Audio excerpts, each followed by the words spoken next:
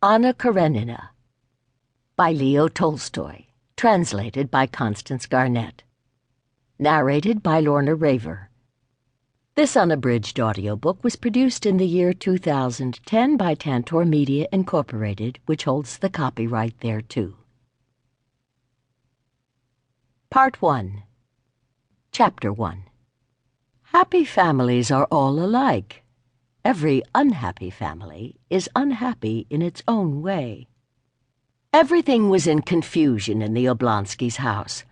The wife had discovered that the husband was carrying on an intrigue with a French girl who had been a governess in their family, and she had announced to her husband that she could not go on living in the same house with him. This position of affairs had now lasted 3 days, and not only the husband and wife themselves, but all the members of their family and household were painfully conscious of it. Every person in the house felt that there was no sense in their living together, and that the stray people brought together by chance in any inn had more in common with one another than they, the members of the family and household of the Oblonskys.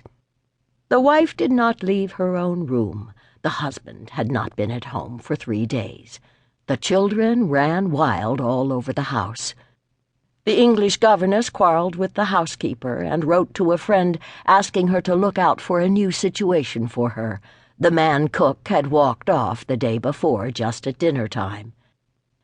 The kitchen maid and the coachman had given warning.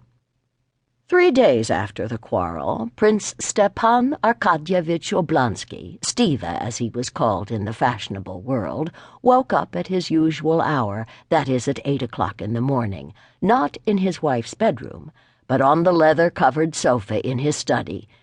He turned over his stout, well-cared-for person on the springy sofa as though he would sink into a long sleep again.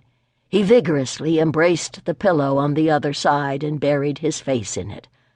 But all at once he jumped up, sat up on the sofa, and opened his eyes. Yes, how was it now? He thought, going over his dream. Now, how was it? To be sure, Alabin was giving a dinner at Darmstadt. No, not Darmstadt, but something American. Yes, but then Darmstadt was in America. Yes, Alabin was giving a dinner on glass tables, and the tables sang, Il mio tesoro. Not Il mio tesoro, though, but something better. And there were some sort of little decanters on the table.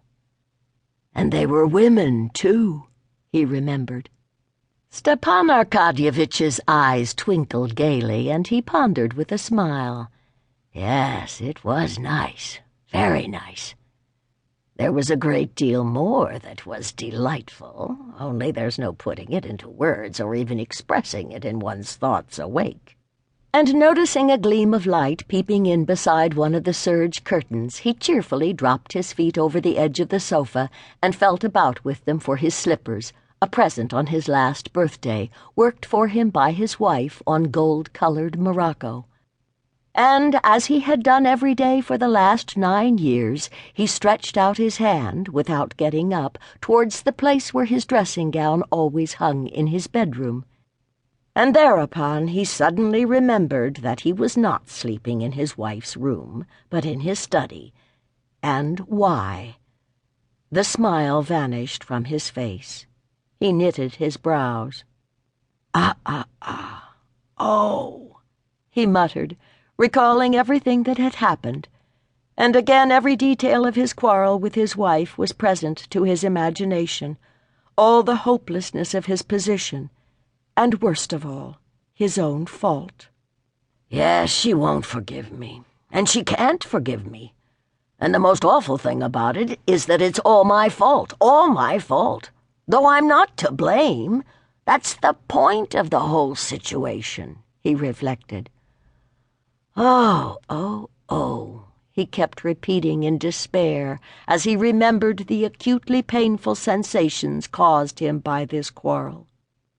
Most unpleasant of all was the first minute when, on coming happy and good-humored from the theater, with a huge